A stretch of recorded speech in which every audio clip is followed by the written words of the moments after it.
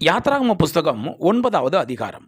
பின்பு கர்த்தர் மோசேயை நோக்கி, நீ பார்வோனிடத்தில் போய் எனக்கு ஆராதனை செய்ய என் ஜனங்களை போகவிடு, நீ அவர்களை விடமாட்டேன் என்று இன்னும் நிறுத்தி வைத்தாயாகில், கர்த்தருடைய கரம் வெளியில் இருக்கிற உன் மிருக ஜீவன்களாகிய குதிரைகளின் மேலும் கழுதைகளின் மேலும் ஒட்டகங்களின் மேலும் ஆடு மாடுகளின் மேலும் இருக்கும், மகா கொடிதான கொள்ளனை உண்டாகும்.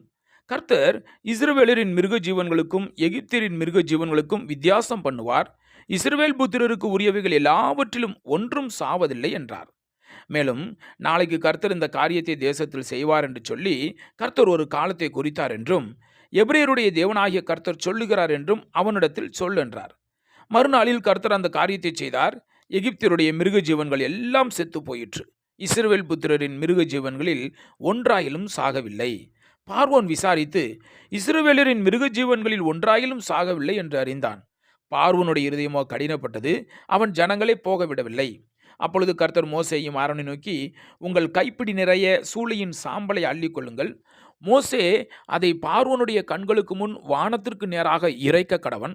அது எகிப்து தேசம் மீதெங்கும் தூசியாகி எகிப்து தேசம் எங்கும் மனிதர் மேலும் மிருக ஜீவன்கள் மேலும் எரிபந்தமான கொப்பளங்களை எழும்ப பண்ணும் என்றார்.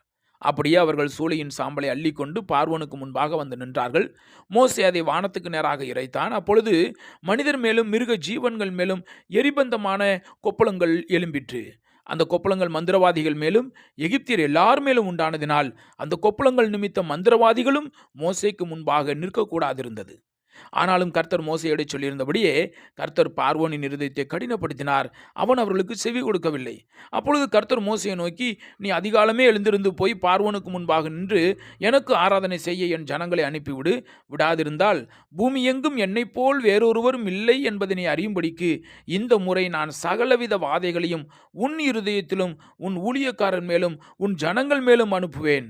நீ பூமியில் இராமல் நாசமாய் போகும்படி நான் என் கையை நீட்டி உன்னையும் உன் ஜனங்களையும் கொள்ளை நோயினால் வாதிப்பேன். என்னுடைய வல்லமையை உன்னிடத்தில் காண்பிக்கும்படியாகவும் என் நாமம் பூமியிலெங்கும் பிரஸ்தாபமாக்கும்படியாகவும் உன்னை நிலைநிறுத்தினேன். நீ என் ஜனங்களை போக விடாமல் இன்னும் அவர்களுக்கு விரோதமாய் உன்னை உயர்த்துகிறாயா?